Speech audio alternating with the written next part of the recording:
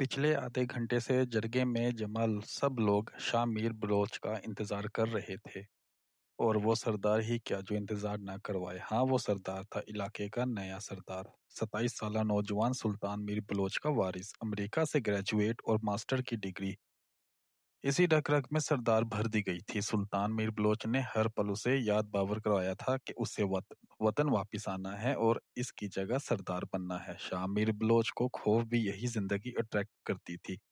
وہ بادشاہ بننا پسند کرتا تھا، وہ حکومت چاہے تھی وہ علاقے کی ہی کیوں نہ ہو۔ شاہ میر بلوچ کو تختہ نہیں تخت چاہیے تھا، اور مل گیا۔ امریکہ سے واپس آتے ہی اس کی دستار بندی کی محفل سجائی گئی اور اسے سردار بنایا گیا، لیکن اس کی خوشی اس دن ماتم میں بدل گئی جب اس کے چھوٹے بھائی جنید میر بلوچ کی لاش خون میں لت پت حویلی لائی گئی تھی، اور اب وہ بدلے کی آگ میں جل رہا تھا، لیکن مقابل گرو بھی کوئی کم طاقتور نہیں تھا۔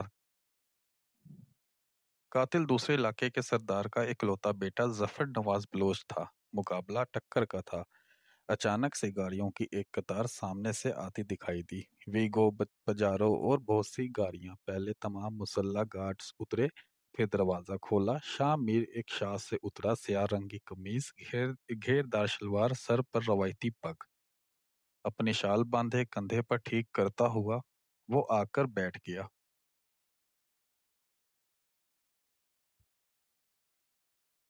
شاہ میر، یہاں بہت سی معزز ہستیاں صلح کی کوئی صورت نکالنے کے لیے جمع ہوئی ہیں۔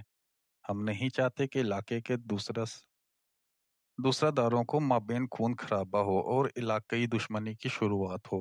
ہم سب یہاں اتنے سالوں سے امن کی زندگی گزار رہے ہیں، اور اسی امن کو قائم رکھنے کے لیے پیر نصیر الدین شاہ صاحب تشریف لائے ہیں، اور ساتھ دیگر شخصیات بھی۔ شاہ نواز بلوچ تمہیں اپنے بیٹے کے بدلے منہ مانگی قیمت دینے کو تیار ہے۔ جرگے کے سردار نے شاہ میر سے کہا، مجھے خون بہا میں ظفر کی بین چاہیے۔ اچانک سے شاہ میر نے کہا تو مقابل کے گرو سے ولید بلوچ طیش میں آ کھڑا ہو گیا۔ حرام زادے، تیری ہمت کیسے ہوئی میری منگیتر کا نام لینے کی؟ ولید بلوچ شاہ میرے پر حملے کے لیے آگے بڑھا ہی تھا کہ سب نے اسے روک دیا۔ ولید، آرام سے بیٹھ جاؤ، ہم یہاں خیر کروانے کے لیے جمع ہوئے ہیں۔ تمہاری ایک غلطی پھر سے شر کو ہوا دے سکتی ہے۔ ولید کے چچا زاد بھائی ریان نے اس کے کان میں سرگوشی کی۔ شاہ نواز، تم اپنے لڑکوں کو آرام سے بیٹھنے کا کہو۔ ہم سب سرداروں کو لے کے آئے ہیں تاکہ تم دونوں گروہ میں صلح کی کوئی صورت نکل سکے۔ اگر تمہارے لڑکے ایسے ہی جذباتی ہوں گے تو معاملہ بگڑ جائے گا۔ سردار نبیل احمد نے ظفر کے والد شاہ نواز بلوچ سے کہا۔ دوسری طرف شاہ میر چہرے پر سختی سجائے اطمینان سے بیٹھا تھا۔ وہ جانتا تھا کہ مقابل گروہ کے لیے ان کی بیٹی کا ذکر کرنا کیسے ان کے تن بدن میں آگ لگانے کے مترادف تھا۔ شاہ نواز بلوچ، تمہارے پاس دو ہی آپشن رکھ رہا ہوں۔ یا تو ظفر کو میرے حوالے کر دو تاکہ میں اسے گولیوں سے بھون دوں، یا پھر اپنی بیٹی مجھے خون میں بہا دو۔ اس کے علاوہ اور کوئی صورت نہیں نکل سکتی۔ پیسے میں لوں گا نہیں، خون بہا میں۔ میری بات حرف آخر ہے، شاہ میر کہتا ہوا کھڑا ہوا۔ اس کے ساتھ ساتھ اس کے مسلح گارڈز اور اس کے کزنز سب کھڑے ہو گئے۔ تھوڑی دیر میں ان کے پجاروں اور ویگو گاڑیوں کے ٹائروں سے اڑتی ہوئی دھول دکھائی دی۔ اس نے واقعی مقابل گروہ کو مشکل میں ڈال دیا تھا۔ وہ پھولوں کی کیاریوں کو کھریدتی ہوئی ان کو ٹھیک کر رہی تھی۔ سرخ گلابوں کے بیچ وہ بھی گلاب کے جیسے ہی لگ رہی تھی۔ اس وقت اس کے ہاتھ میں مٹی میں لدے ہوئے تھے۔ وہ اپنے ہاتھ جھاڑتے ہوئے کھڑی ہوئی پھولوں کا جائزہ لینے لگی۔ پھر بہت محبت سے اس نے باغ میں پھول لگائے تھے۔ ایک گملہ اٹھایا اور اس کے رکھنے کی جگہ تلاش کرنے لگی تھی کہ اچانک حویلی کی ملازمہ نسرین بھاگتی ہوئی آئی۔ غضب ہو گیا بی بی صاحبہ، نسرین نے پھولی ہوئی سانسوں پر قابو پاتے ہوئے کہا۔ کیا ہوا؟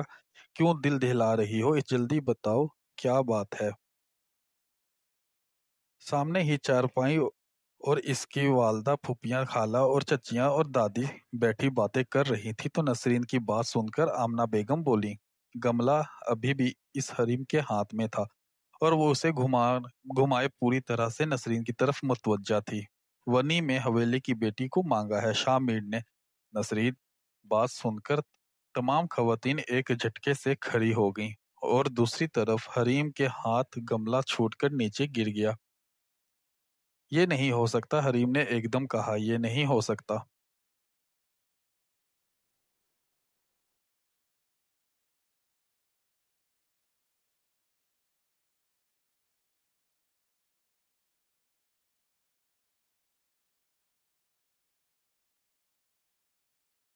ہم اپنی پھولوں جیسی حریم کسی صورت بھی اس درندے کو نہیں دے سکتے۔ شاہ نواز نے اسے منہ مانگی قیمت دینے کا وعدہ کیا ہے۔ شاہ نواز اپنی بیٹی ہرگز نہیں دیں گے، آمنہ بیگم نے کہا۔ وہ دے چکے ہیں، نسرین نے کہا۔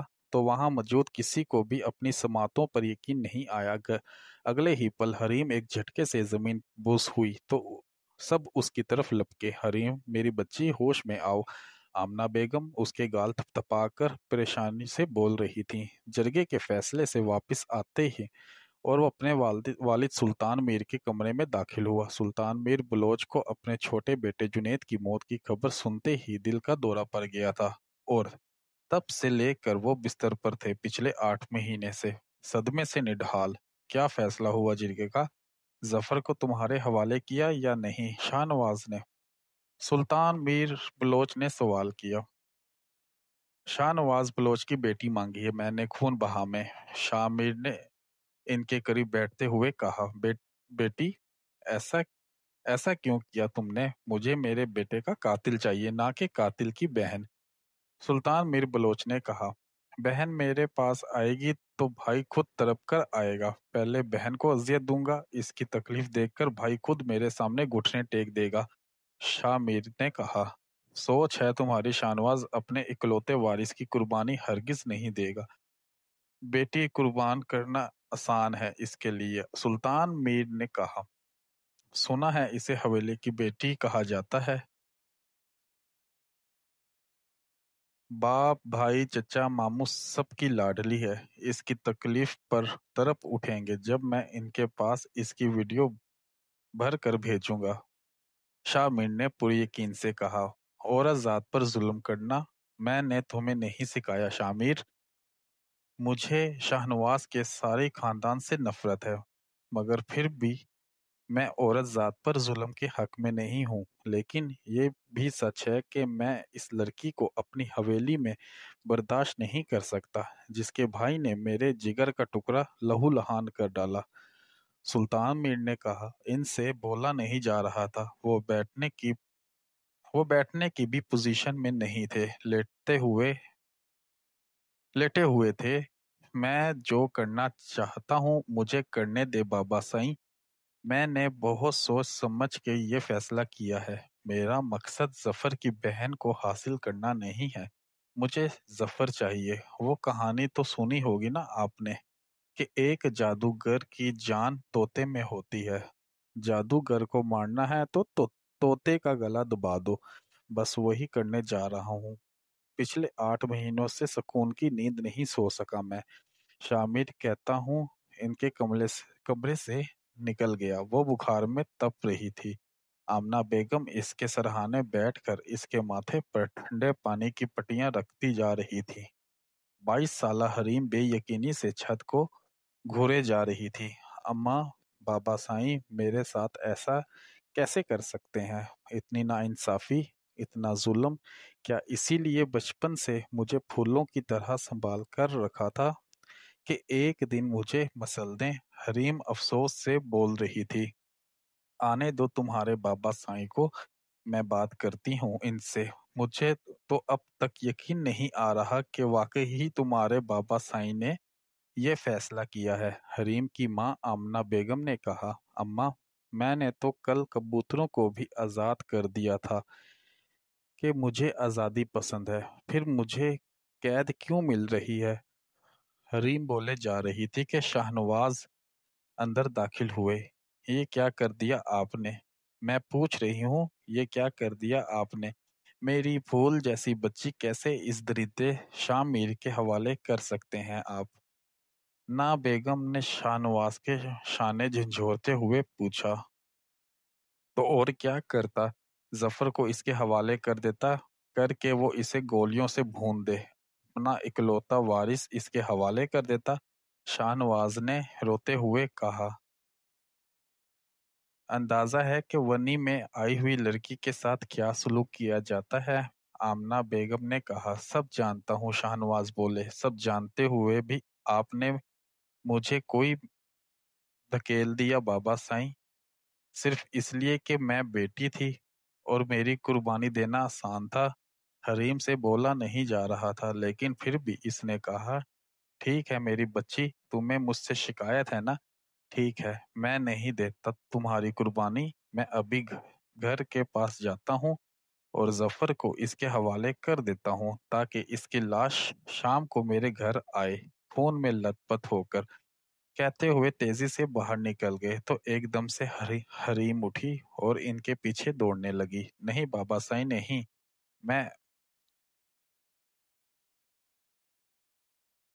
میں ادا سائیں پر ایک خروچ بھی نہیں برداشت کر سکتی ہوں۔ میرے ادا سائیں کو ان درندوں کے حوالے نہ کرنا۔ بابا سائیں رک جائیں، وہ لوگ مار دیں گے میرے ادا سائیں کو۔ بابا سائیں میں ورنی میں جانے کے لیے تیار ہوں، حریم نے کہا تو شاہنواز کے قدم تھم گئے تھے۔ انہوں نے مڑ کر اپنی بیٹی کو دیکھا۔ حریم ایک بار پھر ہوش و خرچ سے بیگانہ ہو کر گر پڑی۔ حویلی کی بیٹی ڈاکٹر حریم نواز ونی میں جانے کے لیے تیار تھی۔ چچا سائیں کہاں چھپا بیٹھا ہے ظفر؟ ڈھونڈ کر لائیں اسے، میں اپنی منگیتر ہرگز شاہ میر کے حوالے نہیں کروں گا۔ ولید پھپھرا ہوا شیر بنا ہوا تھا۔ فیصلہ ہو چکا ہے، ولید شاہنواز نے کہا۔ نہیں مانتا میں اس فیصلے کو، اتنا بے غیرت نہیں ہوں میں۔ ولید نے کہا، بے غیرت تو میں بھی نہیں ہوں، اپنی بیٹی شاہ میر کے نکاح میں دے رہا ہوں، بیچ نہیں رہا۔ سردار ہے وہ اپنے علاقے کا، شاہنواز نے کہا۔ ونی میں دے رہے ہیں آپ اپنی بیٹی؟ ونی میں اپنے اکلوتے وارث کی جان بچانے کے لیے، ولید نے غصے سے کہا۔ میں اس معاملے پر مزید کوئی بات نہیں کرنا چاہتا۔ آمنہ تم حریم کو تیار کرو، آج شام اس کا نکاح ہے شاہ میر سلطان کے ساتھ۔ شاہنواز اپنی بیگم آمنہ حکم صادر کرتے ہوئے وہاں سے چلے گئے۔ حریم شاہنواز، کیا آپ کو شاہ میر سلطان اپنے نکاح میں قبول ہے؟ نکاح خواں کے الفاظ حریم کی سماعتوں سے ٹکرائے۔ قبول ہے۔ حریم اپنی آواز کسی کھائی میں سے آتی ہوئی محسوس ہوئی۔ شاہ میر سلطان، کیا آپ کو حریم شاہ نواز اپنے نکاح میں قبول ہے؟ شاہ میر سخت تاثرات لیے بیٹھا تھا۔ جب پوچھا گیا، قبول ہے، شاہ میر کی آواز پردے کے پیچھے بیٹھی ہوئی حریم کو سنائی دی۔ اس کا دل پتے کی مانند لرزنے لگا۔ باریک سی جالی سے اب وہ اس شخص کو دیکھ رہی تھی جو اس کا بخت تھا۔ اگلے ہی پل شاہ میر ایک جھٹکے سے اٹھا۔ میرے پاس وقت نہیں، جلدی لڑکی میرے حوالے کر دو، شاہ میر نے شاہنواز کی آنکھوں میں دیکھتے ہوئے کہا، اور آگے اپنی گاڑی کی طرف بڑھنے لگا۔ حویلی کی خواتین میں زاروں قطار رونا شروع کر دیا، جیسے ایک احرام برپا ہو گیا ہو۔ آمنہ بیگم گش کھا کر گر پڑیں۔ شاہنواز نے اپنا سینہ تھام لیا جہاں انہیں درد شروع ہو چکا تھا۔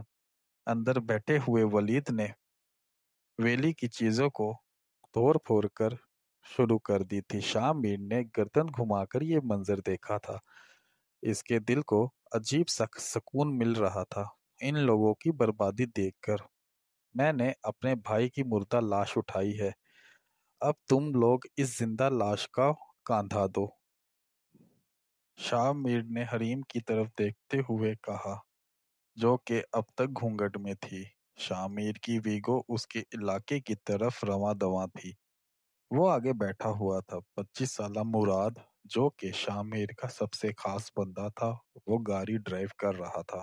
حریم پیچھے بیٹھی اپنا کوئی گناہ یاد کر رہی تھی جس کی سزا اسے آج اس صورت میں ملی تھی۔ سرخ رنگ کے گھیرے دار فراق میں دوپٹے کے پلو سے گھونگھٹ بنائے وہ بیٹھی شام میر کو دیکھ رہی تھی، جس کا رخ آگے ونڈ اسکرین پر تھا۔ شفون کے باریک دوپٹے سے وہ اسے دیکھ سکتی تھی۔ حریم کے ساتھ شام میر کی ایک ملازمہ بیٹھی ہوئی تھی، جو کہ خاص اس اسی لیے لائی گئی تھی۔ راستہ کافی لمبا تھا۔ اس سفر میں ان کو اب 1.5 گھنٹہ بیت چکا تھا۔ آگے جاننے اور کتنا سفر باقی تھا۔ تقریباً 2 گھنٹے کے بعد گاڑی شام میر کے گاؤں کی حدود میں داخل ہوئی تو حریم نے دیکھا کہ گاؤں کے کچھ لوگوں نے اسلحہ ہاتھوں میں لیا ہوا ہے اور انہوں نے فائرنگ شروع کر دی، شاید خوشی کے مارے۔ یہ رسم ہوا کرتی تھی جب کوئی بدلہ لے کر واپس آتا تھا تو تو گاؤں کے لوگ خوشی سے فائرنگ کرتے تھے۔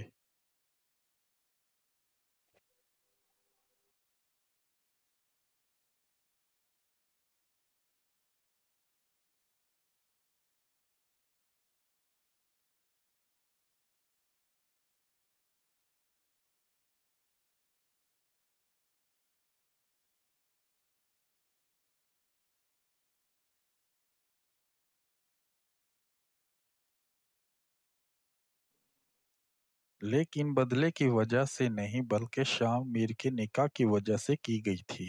گاؤں کے لوگ اس بات کو جیت سمجھ رہے تھے کہ سردار شاہ نواز کی بیٹی کو شاہ میر ونی میں لے کر آیا ہے۔ حویلی پہنچتے پہنچتے شام کے سائے ڈھل چکے تھے اور رات نے اپنی چادر پھیلا لی تھی۔ حویلی پوری آب و تاب کے ساتھ روشن تھی۔ یہ ماڈرن طرز کی حویلی تھی جس میں اسٹائلش قسم کی لائٹیں لگی ہوئی تھیں۔ کچھ سال پہلے ہی اس حویلی کو توڑ پھوڑ کر ماڈرن لک دیا گیا تھا۔ شاہ میر کو اس لڑکی میں کسی قسم کی کوئی دلچسپی نہیں تھی جس سے کچھ دیر پہلے اس کا نکاح ہوا تھا، اور حریم کی نظروں میں شاہ میر اسی وقت گر گیا تھا جب اس نے اسے ونی میں مانگا تھا۔ پیسے مانگتا تو شاید حریم اس سے اتنی نفرت نہ کرتی۔ شاہ میر کی گاڑی کی بریک مارتے ہی اس کے پیچھے والی تمام گاڑیوں نے بھی بریک مار دی تھی۔ حریم کی حالت غیر ہونے لگی مگر اس نے خود کو مضبوط کیا ہوا تھا۔ شاہ میر ایک جھٹکے سے اترا، اسے اندر لے آؤ۔ حریم کے ساتھ بیٹھی ہوئی ساجدہ کو وہ ہدایت دیتا ہوا آگے بڑھا۔ ساجدہ حریم لے وہاں کے آئی۔ وہ دونوں اندر داخل ہوئے۔ سامنے سلطان خاتون کھڑی تھی۔ لے آیا ہوں اما ظفر کی بہن کو۔ شاہ میر نے سلطانہ خاتون سے کہا۔ یہ ونی والی پٹی بھی انہی کے پڑھائی ہوئی ہے شاہ میر کو۔ سلطانہ خاتون کو آہستہ سے چلتی ہوئی حریم کے قریب آئیں۔ شاہ میر نے وہاں موجود تمام گارڈز اور ملازموں کو انگلی کے اشارے سے جانے کا کہا تو وہ سب کسی بوتل کے جن کی طرح وہاں سے غائب ہو گئے۔ اب وہاں صرف مراد ساجدہ ہی کھڑے تھے۔ مراد شاہ میر کا خاص تھا اور ساجدہ سلطانہ خاتون کی۔ شاہ میر سلطانہ خاتون نے نظروں کے اشاروں سے کچھ حکم صادر کیا تو شاہ میر سمجھ گیا کہ اب اسے کیا کرنا ہے۔ حریم کسی مجرم کی طرح وہاں سر جھکے کھڑی تھی، جیسے کوئی بے جان مورتی ہو تراشی ہوئی۔ شاہ میر آہستہ آہستہ سے چلتا ہوا اس کے بالکل قریب آ کھڑا ہو گیا۔ مراد، ویڈیو بھرو، شاہ میر نے اپنا موبائل مراد کے حوالے کرتے ہوئے کہا۔ مراد نے حکم کی تعمیل کرتے ہوئے کیمرہ آن کیا۔ حریم سمجھ نہیں پا رہی تھی کہ شاہ میر کیا کرنے والا ہے۔ اس کے ساتھ حریم کی نظریں اب شاہ میر جوتوں کی طرف تھی جو نوریز کے سیاہ چمکدار تھے۔ شاہ میر نے اس کا گھونگھٹ پلٹا۔ اس نے دیکھا اور دیکھتا رہ گیا۔ چہرہ ایک پھول کی طرح شاداب ہے۔ چہرہ اس کا ہے یا کوئی مہتاب؟ چہرہ جیسے کلی، چہرہ جیسے کنول، جیسے تصور بھی چہرہ ایک خواب، چہرہ تعبیر بھی، چہرہ کوئی۔ شاہ میر کے دل سے آواز آئی۔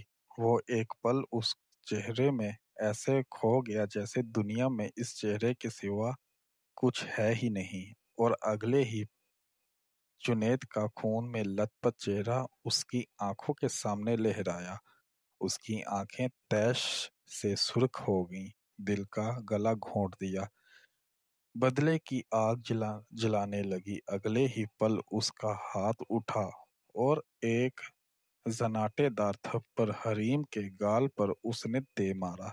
یہ تھپڑ اتنا شدید کھا کہ حریم اپنا توازن قائم نہ کر سکی اور لڑکھڑاتی ہوئی ماربل کے فرش پر جا گری۔ حریم کے 14 طبق روشن ہو گئے تھے۔ اسے یقین نہیں آ رہا تھا کہ شاہ میر نے اسے تھپڑ مارا ہے، حالانکہ وہ اس سب کے لیے اپنا ذہن تیار کر کے آئی تھی۔ حریم نے نظر اٹھا کر شاہ میر کو حیرت اور دکھ سے دیکھا۔ مراد ویڈیو بند کر چکا تھا۔ مراد کا دل بھی جیسے دہل گیا اس منظر پر جیسے اس نے ابھی کیمرے کی آنکھ میں قید کیا تھا۔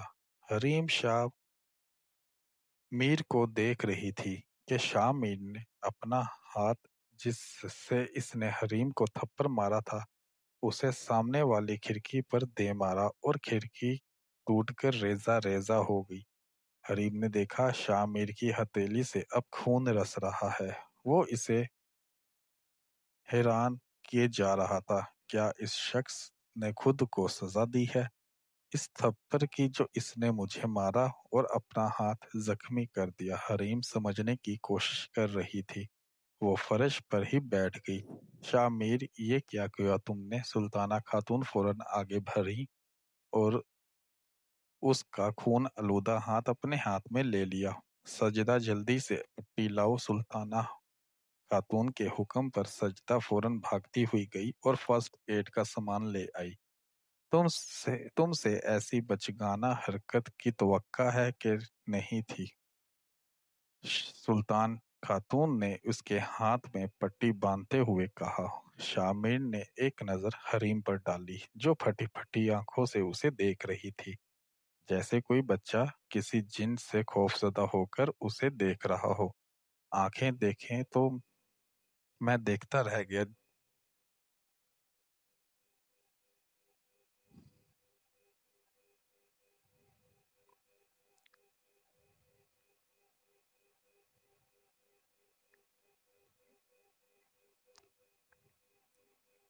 شاہ میر کے دل سے پھر آواز آئی۔ حریم کو جھیل سی آنکھیں دیکھ کر اس نے پھر سر جھٹک دیا۔ وہ اب صوفے پر بیٹھا تھا اور سلطانہ خاتون اس کے ہاتھ کو دیکھ رہی تھی۔ مراد بھی حیران تھا، وہ اب حریم کو دیکھ رہا تھا، پھر شاہ میر کے خوف سے نظریں ہٹا لیں۔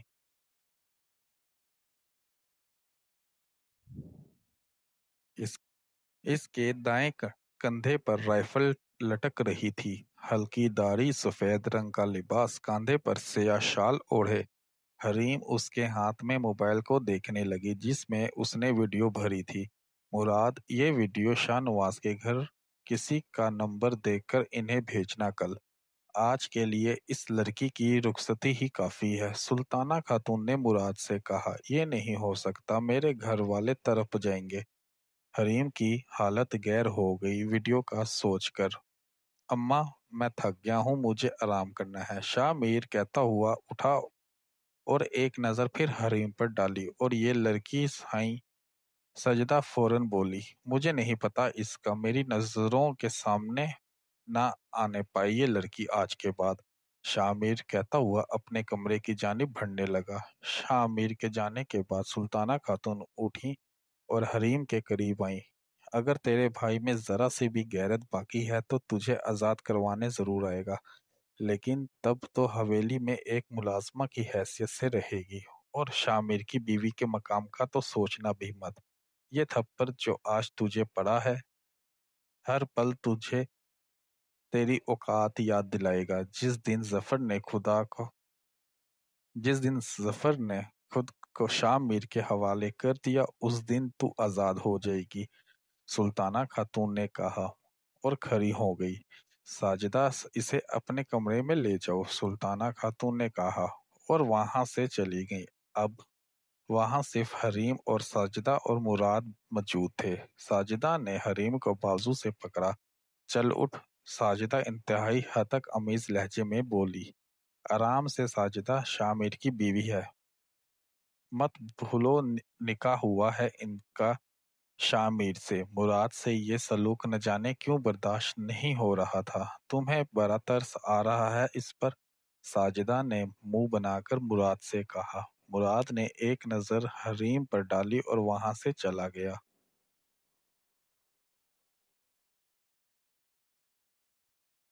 شاہ نواز کی حویلی میں رات کے اس پہر موت کا سناٹا تھا۔ ہر فرد پہلو بدل رہا تھا مگر نیند کسی کو نہیں آ رہی تھی۔ یا اللہ میری بچی کی حفاظت کرنا۔ آمنہ بیگم ساجدہ ریز تھیں۔ سو جاؤ آمنہ، شاہ نواز نے اپنی بیگم سے کہا۔ آپ سو سکتے ہیں، آمنہ بیگم بولی۔ ایک نہ ایک دن تو اسے گھر سے رخصت ہونا ہی تھا، شاہ نواز بلوچ نے چھت کی طرف دیکھتے ہوئے کہا۔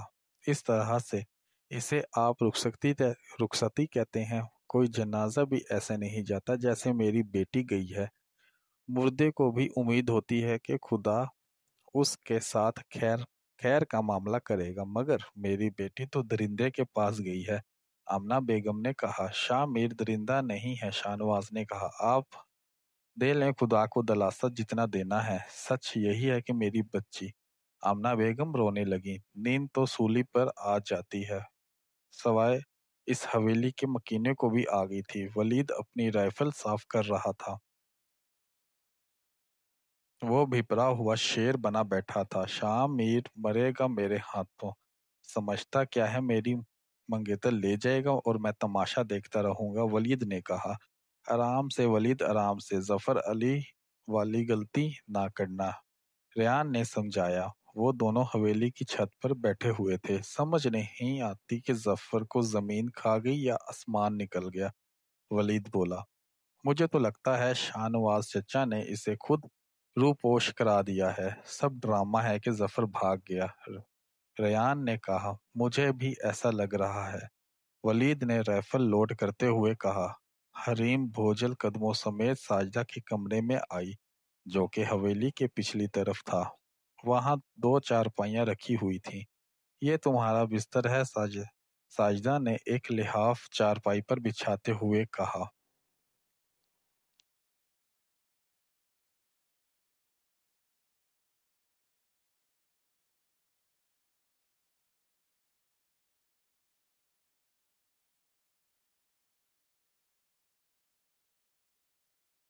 حریم وہاں لیٹ گئی۔ پہلے تو مجھے لگا شاہ میر گیا کام سے، جب اس نے تمہارا گھونگھٹ پلٹا تب، پھر ضرور بھائی کی یاد آ گئی ہوگی، ساجدہ نے اپنی چارپائی پر لیٹتے ہوئے کہا۔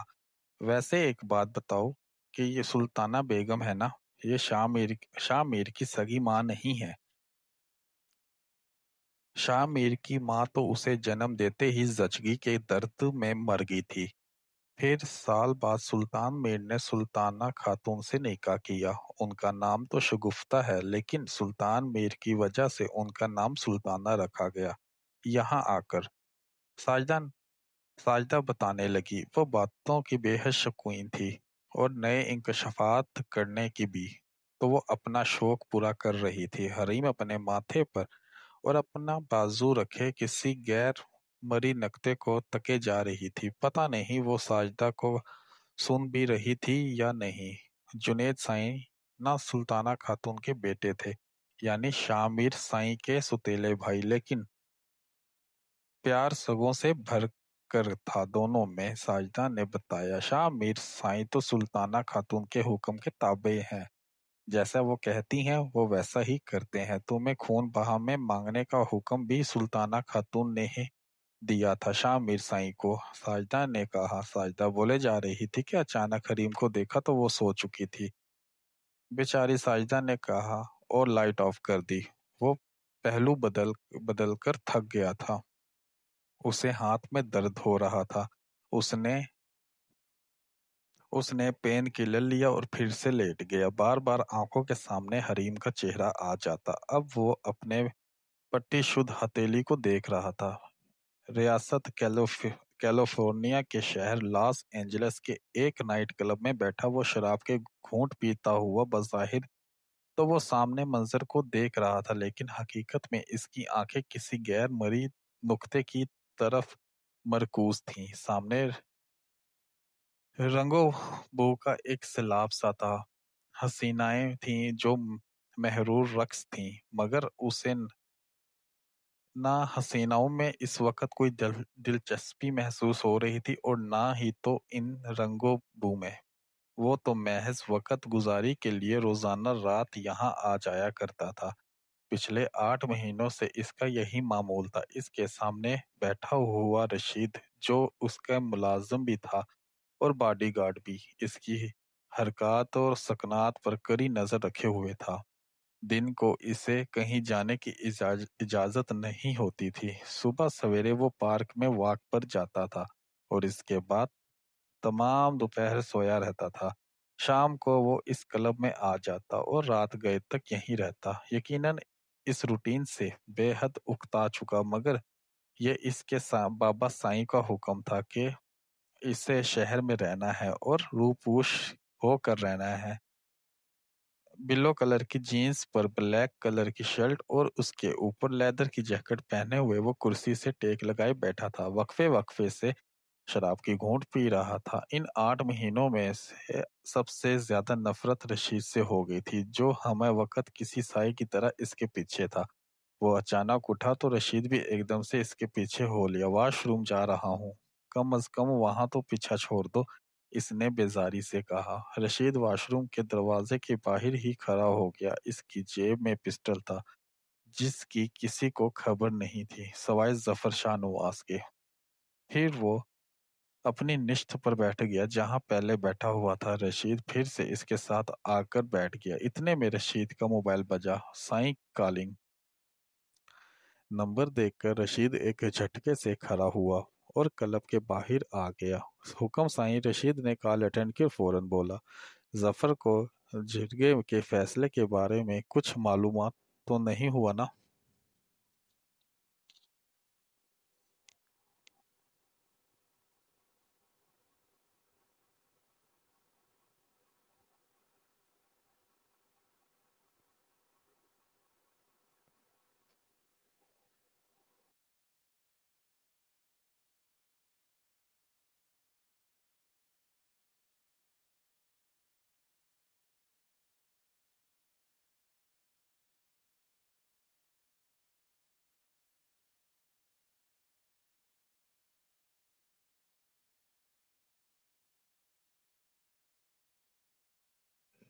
आगे से शहनवाज ने परेशानी से पूछा। नहीं साईं, अभी तक तो कुछ मालूम नहीं हुआ, रशीद ने राजदराना अंदाज में कहा। रशीद, इसे कुछ पता नहीं चलना चाहिए। अगर इसे पता चला कि शामिर इसकी बहन ले गया खून बहा में, तो वो या तो खुद को शामिर के आगे पेश करके हरीम को आजाद करवा देगा, या फिर शामिर को ही कत्ल कर देगा।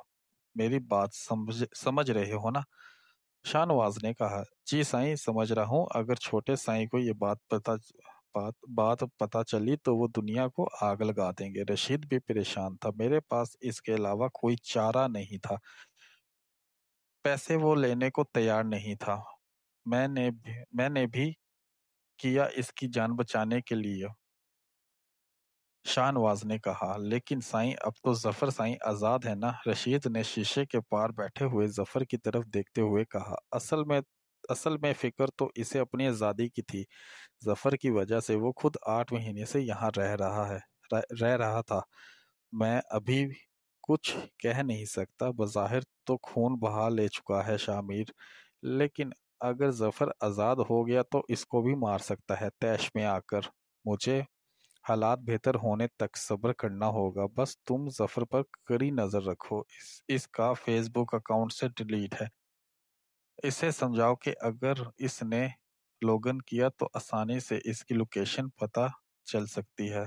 तुम नहीं जानते शामिर को, मैं जानता हूँ, शाहनवाज ने कहा। आप फिक्र न करे साईं, छोटे साईं को अपनी जान प्यारी है, रशीद ने कहा। मगर इसे अपनी जान से भी ज्यादा हरीम प्यारी है, तुम जानते हो, शाहनवाज ने कहा। जी साईं, इस बात का तो मुझे भी खौफ है, रशीद ने जवाब दिया। मैं कोई ना कोई हल निकाल लूंगा। फिलहाल मुझे जो बेहतर लगा मैंने वही किया, शाहनवाज ने कहा। शाहनवाज ने कहकर कॉल काट दी।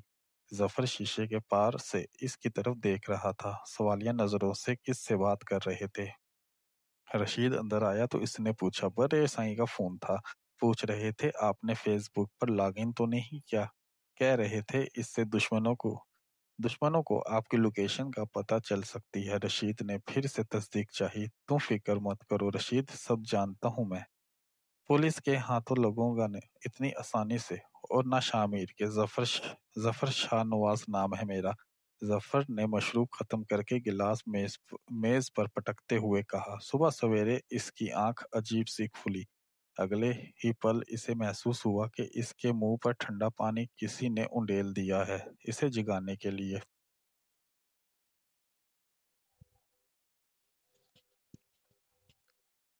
तेरे बाप की हवेली नहीं है ये जो दिन चढ़ते तक सोती रहती हो। चल उठकर काम पर लग जा। सुल्तान खातून इसकी तरफ देखते हुए बोल रही थी।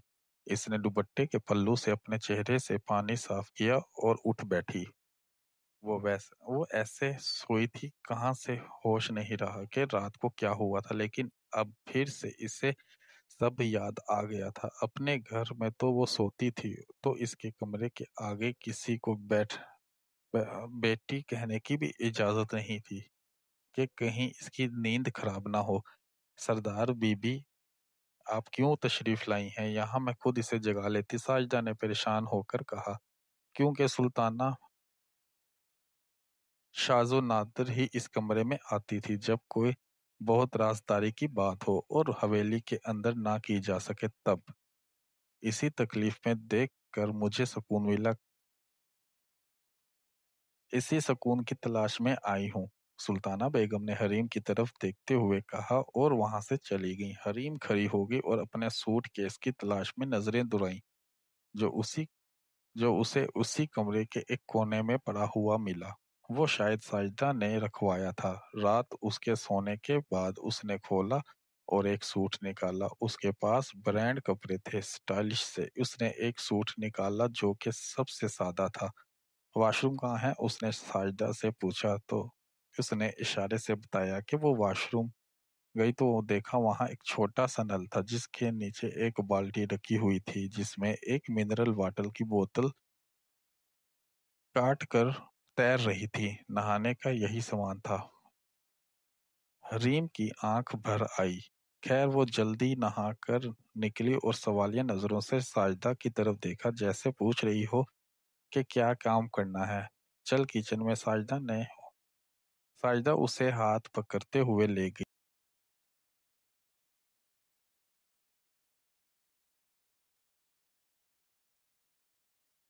ये आटा गूंद और पराठे बनाना शुरू कर, साजदा ने हुक्म सादिर किया। अब वो सामने पड़े आटे को देख रही थी।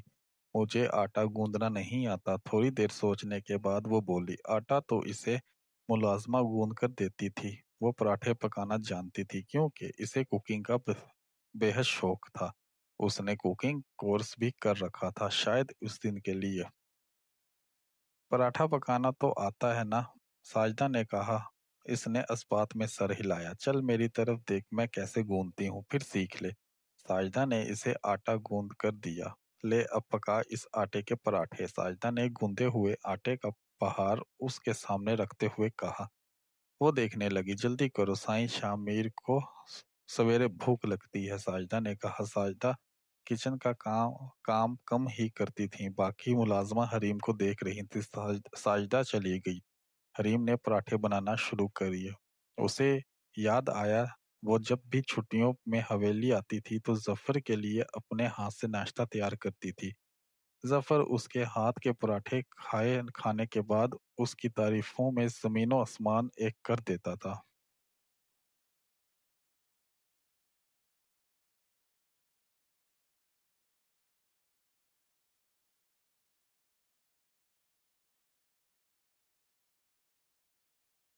उसकी आंख भर आई। अरे नूरी, शाह मीर साईं जाग गए हैं, चाय पराठा मांग रहे हैं। अचानक से एक लड़की भागती हुई आई और नूरी से कहा, जो ट्रे सजा रही थी शामिर के लिए। ला रही हूँ नूरी एकदम पराठा लेने भरी तो इसका पाँव मुड़ गया। अल्लाह जी, नूरी की यहाँ निकली। वो जमीन पर ही बैठ गई। बाहर से नूरी नूरी की पकार सुनाई दी। सुनो लड़की, ये नाश्ता शामिर साईं के कमरे में दे आओ। एक मिनट सब्र नहीं करते वो। नूरी ने अपना पाँव मसलते हुए कहा। और यही तो हरीम चाहती थी। शामिर के कमरे तक रसाई उसने फौरन रे उठाया और आगे बढ़ी। सामने एक लंबाई राहदरी थी, एक कतार थी खिड़कियों की। अब शामिर का कमरा कौन सा था उसे नहीं मालूम। एक लड़का वहां से गुजरा तो उसने पूछा, सुने शामिर साईं का कमरा कहाँ है? उसने लड़के ने सर पा पहले इसका जायजा लिया, फिर एक तरफ इशारा करके बोला, इधर सामने से बाएं मुड़ जाना, पहला कमरा उनका होगा। लड़के ने बताया। वो आगे बढ़ी। सामने लाउंज था। उसे याद आया यहाँ ही तो कल उसे पहला थप्पड़ पड़ा था। फिर उसे याद आया कि कौन से कमरे में शामिर गया था रात। उसने दरवाजे पर दस्तखत दी। आ जाओ। आगे से आवाज आई। हरीम अंदर आई तो देखा वो सर झुकाए मोबाइल में कुछ देख रहा है। हरीम ने चंद सेकंड में कमरे का जायजा ले लिया। इससे पहले कि वो सर उठाता हरीम जाने लगी, सुनो। मोबाइल मोबाइल से सर उठाए बगैर ही वो बोला तो हरीम का दिल डूब गया। उसके कदम मुंजमद हो गए। फर्स्ट एड बॉक्स लाकर मेरी पट्टी चेंज करो। वो यकीनन उसे नूरी समझ रहा था। वो फौरन बाहर आई। शामिर तुम्हें बुला रहे हैं, उसने वापस आकर नूरी से कहा।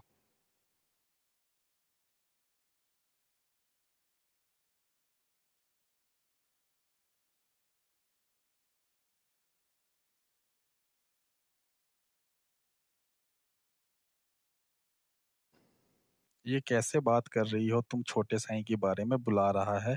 शामिर बोलो। शामिर साईं बुला रहे हैं, नूरी ने कहा। हरीम कुछ ना बोली। नूरी अब लड़खड़ाती हुई उठी और शामिर के पास आई। साईं आपने बुलाया? नूरी ने कहा। मैंने मैंने तुमसे कहा फर्स्ट एड का बॉक्स लाकर मेरी पट्टी चेंज करो।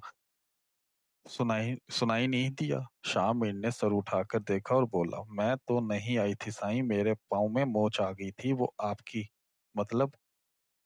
वो ना वो ना साईं, वनी लाई थी नाश्ता। इसने कहा कि आपने आपने मुझे बुलाया। नूरी ने कहा।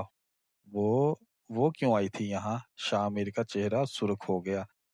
बताया तो है साईं, मेरे पाँव में मोच। नूरी ने कहा। अच्छा अच्छा, अब दिमाग ना खाओ मेरा। हुआ क्या है वो करो। शामिर ने कहा। वो अब नाश्ते को देख रहा था। वो पराठे पका पका कर थक गई थी। मजीद उसमें जान नहीं रही थी खड़ा होने की। सुनो, मैं थक गई हूँ, बाकी के तुम पकाओ, उसने नूरी से कहा। देख नहीं रही मेरे पाँव मोच आई है? नूरी ने कहा। मैं भी थक गई हूँ, मुझे आदत नहीं काम की, आहिस्ता आहिस्ता आदत हो जाएगी। मैं भी इंसान हूँ, कुछ तो खुदा का खौफ करें आप सब। हरीम ने बेबसी से कहा तो नूरी को तरस आ गया। चल हट, नूरी ने उससे कहा। तो वो सामने कुर्सी पर बैठ गई। न जाने क्या हाल होगा मेरे घर वालों का। हरीम को फिक्र थी तो बस यही थोड़ी पुष्ट से लाने के बाद उसे आराम मिला, वरना खड़े खड़े पैरों की जान निकल गई थी। वो एक सेहतमंद लड़की थी, जिम भी जाती थी, खुश खुराक थी। मगर सच ये है कि काम इंसान को कमजोर नहीं करता जितना दुख इंसान को कमजोर खत्म कर देता है। सुनो लड़की सुल्ताना खातून कह रही हैं, पोंछा लगाओ, बहुत धूल जमा हो गई है। साजिदा ने आकर नया हुक्म दिया। एक टॉवल की तरफ उछाला जो कि शायद पोंछे के लिए इस्तेमाल होता था। मैं थक गई हूँ, हरीम ने कहा। उठ जाओ इससे पहले कि सुल्ताना खातून तुम्हें बालों से घसीटती हुई ले जाए, साजिदा ने धमकी दी।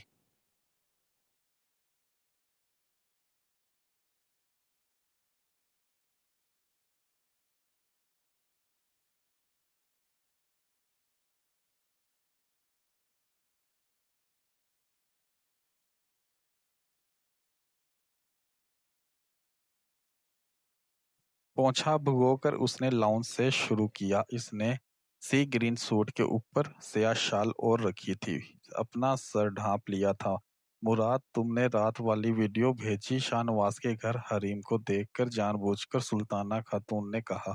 और हरीम की तो जान ही निकल गई। नहीं नहीं, मेरी माँ मर जाएगी देखकर, उसकी आंखें नम हो जाएंगी। मुराद ने इसकी तरफ देखा और बोला, नहीं सरदार बीबी, मुहर्रम की वजह से आज सारा दिन नेट के सिग्नल बंद रहे हैं मुल्क के देहातों और शहरों में। ایسے موقعوں پر دہشت گرد کے واقعات ہوتے ہیں نا، اس لیے کل بھیج دوں گا، اور ویڈیو شام میر کے موبائل میں ہے، میرے پاس نہیں۔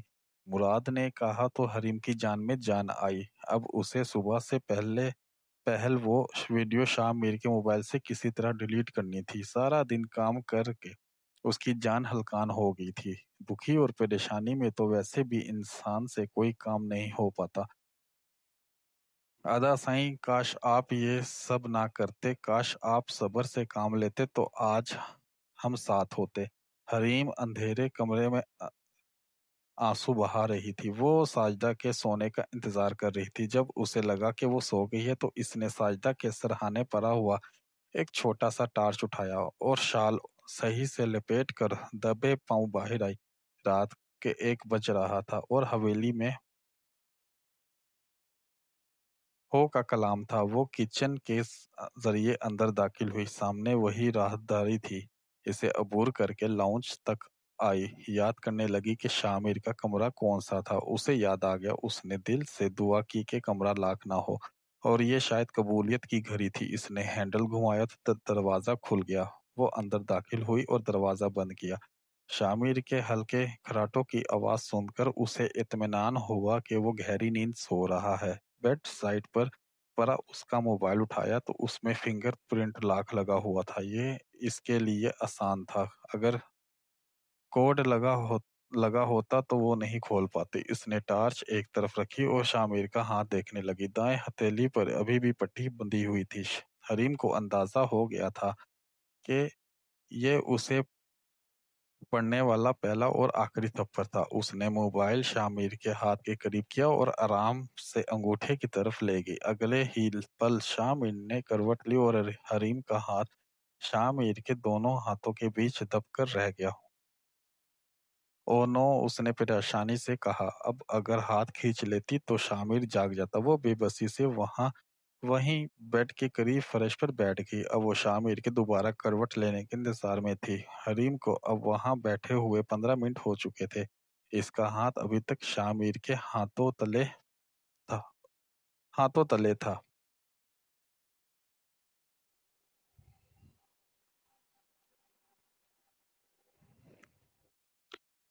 اب وہ ایک ہی پوزیشن میں بیٹھی بیٹھی تھک چکی تھی۔ نیند سے آنکھیں الگ بوجھل تھیں۔ سارے دن کام کی تھکاوٹ، اتنا کام اس کی 7 پشتوں میں سے کسی نے نہیں کیا جتنا آج ایک دن میں اس نے کیا تھا۔ تھکاوٹ کی وجہ سے نیند کا شدید غلبہ تھا اور اسے پتہ ہی نہیں چلا نیند اس پر مہربان ہوگی۔ وہ اپنا سر بیڈ کے کونے سے لگائے سو گئی۔ تھوڑی دیر بعد شامر کروٹ لینے کے لیے جاگا تو اسے کچھ محسوس ہوا۔ پہلے تو وہ سمجھ نہیں آیا کہ کیا ہے۔ پھر اس نے سامنے سوئی ہوئی حریم کو دیکھا تو چونک گیا۔ وہ ٹارچ جو حریم نے رکھی تھی، وہ اس کی روشنی سے شامر اسے آسانی سے دیکھ سکتا تھا۔ اس کی حیرت کی انتہا نہیں تھی۔ اس وقت اس نے دیکھا لمبی گھنی موڑی ہوئی پلکیں، وہ کھو سا گیا۔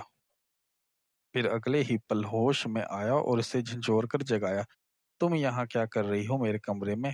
وہ دھارا تو حریم ہڑبڑا کر اٹھ گئی۔ ذرا سی آنکھ لگ گئی تھی اس کی بس۔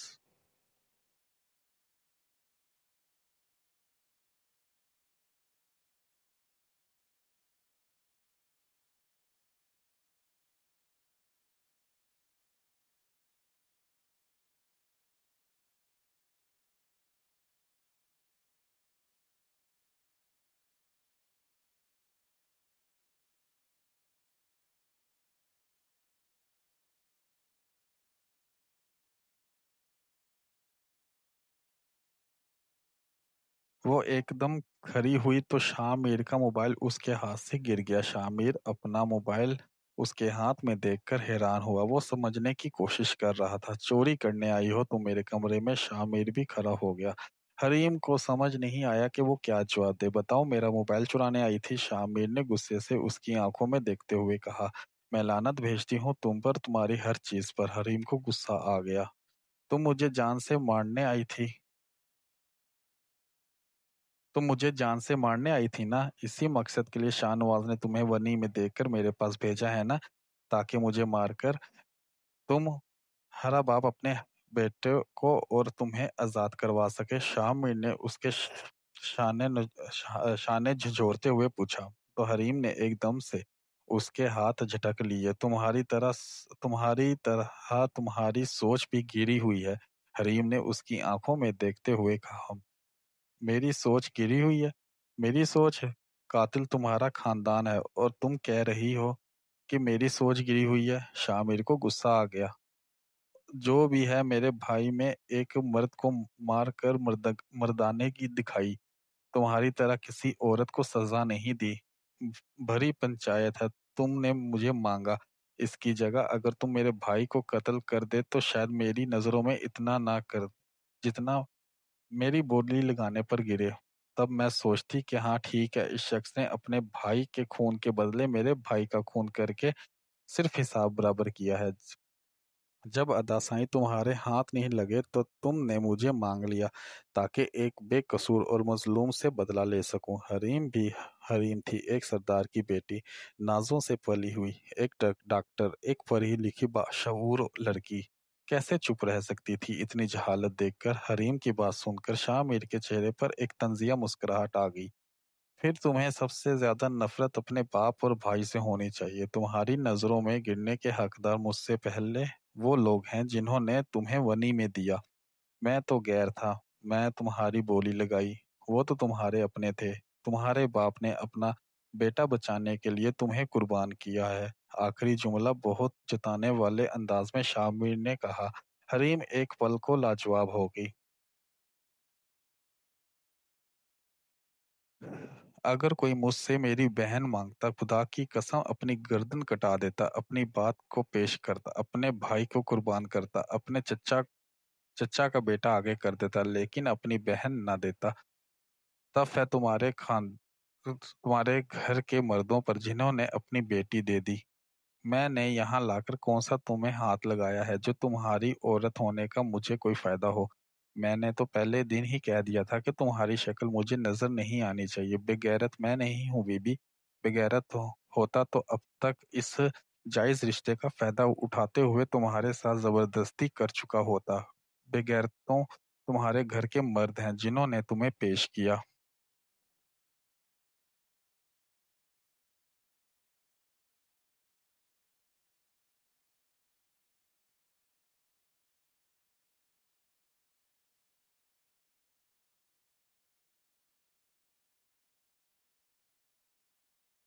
شامیر نے اپنی شہادت کی ایک انگلی اس کی طرف پوک کرتے ہوئے کہا۔ حریم میں کچھ بولنے کے لیے لب کھولے مگر سمجھ نہیں آیا کیا بولے۔ اس طرح بتاؤ کہ میرے کمرے میں تم کیوں آئی ہو؟ میرے موبائل کے ساتھ کیا کرنا چاہ رہی تھی؟ ورنہ وہ تھپڑ تمہیں یاد ہوگا۔ شامیر نے کہا۔ میں تمہارے آگے جواب دہ نہیں ہوں، حریم نے فوراً کہا۔ تو کہ نا واقف آداب غلامی ہے ابھی، شامیر نے افسوس سے نفی میں گردن ہلاتے ہوئے کہا۔ کیا مطلب ہے اس بات کا؟ حریم نے پوچھا۔ مطلب یہ کہ بھول جاؤ کہ تم سردار کی بیٹی تھی، بس یہ یاد رکھو کہ تم یہاں غلامی میں آئی ہو اور آداب غلامی سیکھ لو۔ نظریں اور سر جھکا کر میرے سامنے بات کرو، گردن اکڑ کر بات کرنے والی اوقات اب تمہاری نہیں رہی، سردار کی بیٹی نہیں ہو اب تم۔ شامیر نے کہا۔ سردار کی بیٹی نہیں ہوں مگر سردار کی بیوی تو ہوں نا، حریم نے جتانے والے انداز میں اس کی آنکھوں میں آنکھیں ڈال کر کہا۔ ونی میں آئی ہو ایک لڑکی، شامر نے جواب دیا۔ سردار شاہ میر سلطان کے نکاح میں آئی ہوں، اس کی شرعی بیوی ہوں، اور سردار شاہ میرا چاہے جتنا اس حقیقت کو دنیا کے سامنے جھٹلائے مگر اللہ کے سامنے نہیں جھٹلا سکتا۔ اگر غلام بنا کر رکھنا ہے تو مجھے طلاق دو، پھر غلام بناؤ،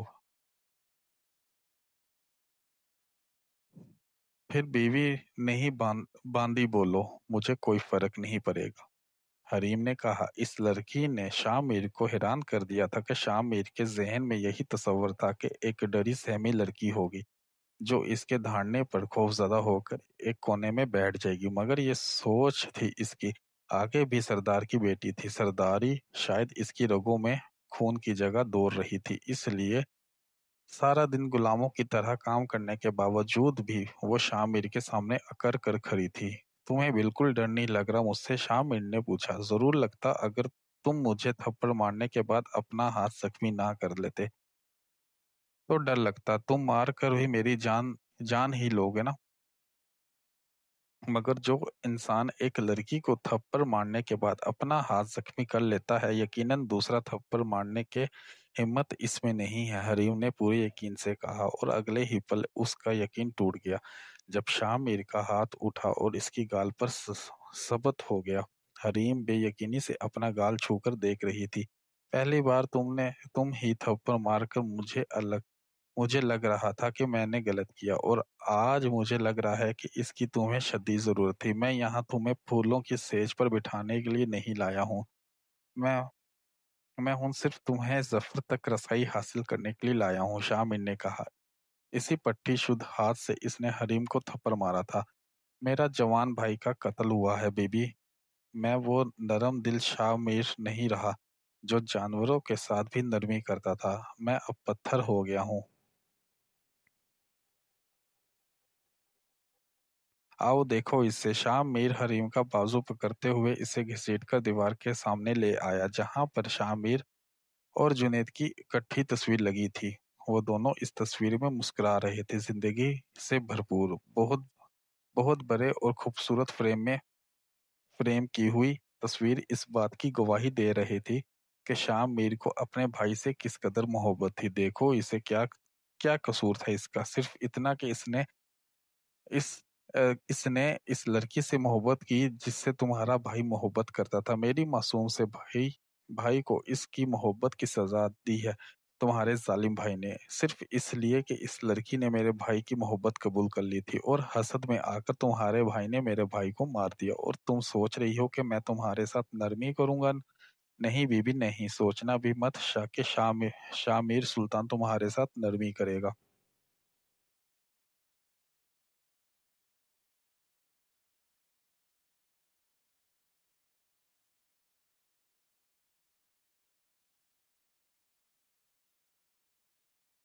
शामिर ने गुस्से से कहा कि वो अभी तक इसके बाजू पर अपना पंजा जकड़े हुए था।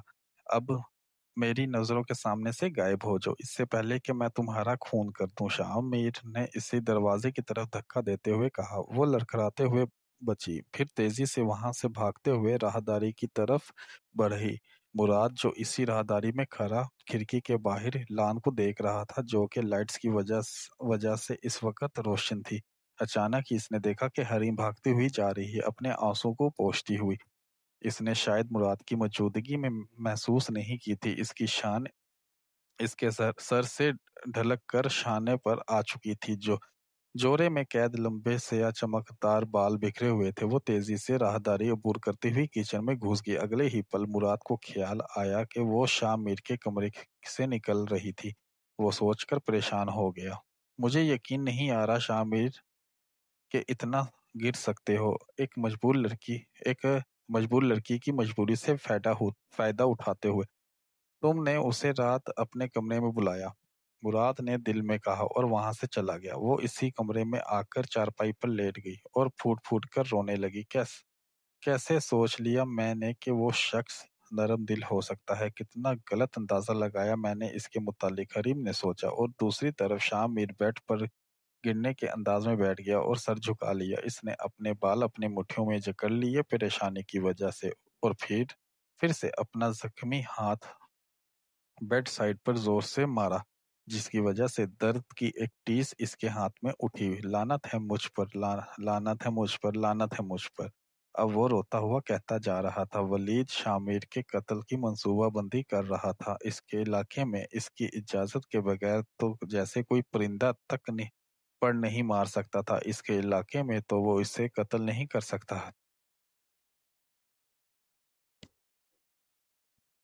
और अगर वो किसी काम से शहर जाता तो अपने साथ गार्ड्स की फौज लेकर जाता था। इस वाकया से पहले तो वो ड्राइवर भी साथ नहीं ले जाता था, खुद ही गाड़ी ड्राइव करता था। लेकिन इस वाकये के बाद सुल्तान मीर के हुक्म पर इसने गार्ड्स रख लिए थे। वो नहीं चाहता था कि जो दुख इसके बाप ने सहा है वो दुख इसे दोबारा मिले, इसलिए वो खुद अपनी हिफाजत कर रहा था। वलीद ने एक जासूस शाह मीर की जासूसी पर मामूर कर दिया था, मोटी रकम देकर। अगले दिन वो फिर सोई रही। उठ जाओ अब, रोज रोज सुल्ताना बेगम तुम्हारे मुंह पर پانی مارنے کے لیے نہیں آئے گی۔ ساجدہ کی آواز اسے سنائی دی تو وہ اٹھ بیٹھی۔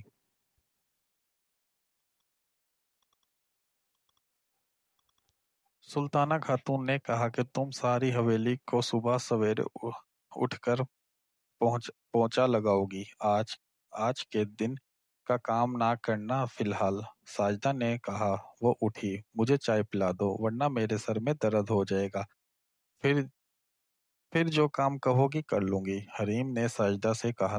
نوکر نہیں ہوں تمہاری، جا کر کچن میں خود بنا لو، پھر جلدی سے کام پر لگ جاؤ۔ ساجدہ نے کہا تو وہ مجبوراً اسے خود ہی کچن میں آنا پڑا، جہاں پر پہلے سے ہی چائے تیار تھی۔ اس نے ایک کپ بھرا اور پینے لگی۔ اسے رات والا سارا واقعہ یاد آیا۔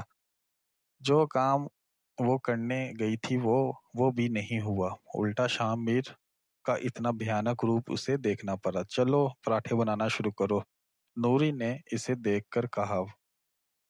پونچھا مارنے کا حکم صادر ہوا ہے سلطانہ خاتون کی طرف سے۔ آج پراٹھے نہیں بناؤں گی میں، حریم نے آرام سے کہا۔ ماتھے پر بل آ گئے تھے، خوشی کے پراٹھے بنانے سے اب اس کی جان چھوٹ جائے گی۔ چلو پھر لگاؤ، نوری نے کہا۔ چائے ختم کرنے دو مجھے، میں تمہاری نوکر نہیں ہوں، شاہ میر کی غلامی میں آئی ہوں، تمہاری غلامی میں نہیں۔ اپنے اوقات میں رہو تو بہتر ہوگا، حریم نے جیسے دھمکی دی۔ واہ جی واہ، رسی جل گئی مگر بل نہیں گیا، نوری نے منہ بنا کر کہا۔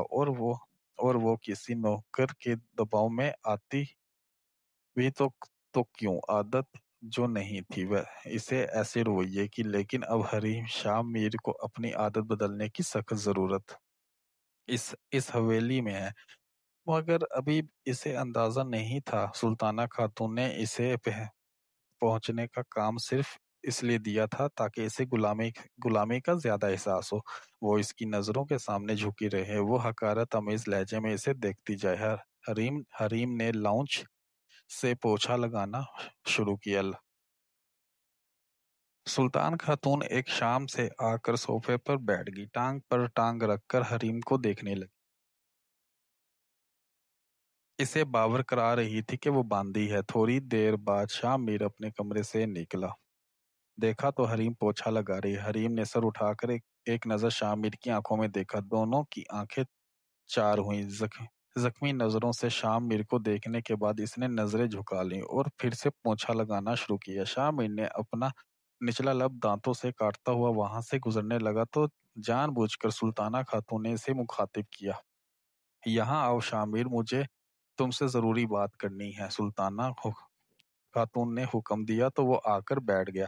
جی بولیں ماں، ہمیشہ کی طرح اس نے فرمانبرداری سے کہا۔ میں سوچ رہی ہوں کہ تمہاری شادی کر ہی دوں، اب کب تک جنید کا غم مناتے رہو گے؟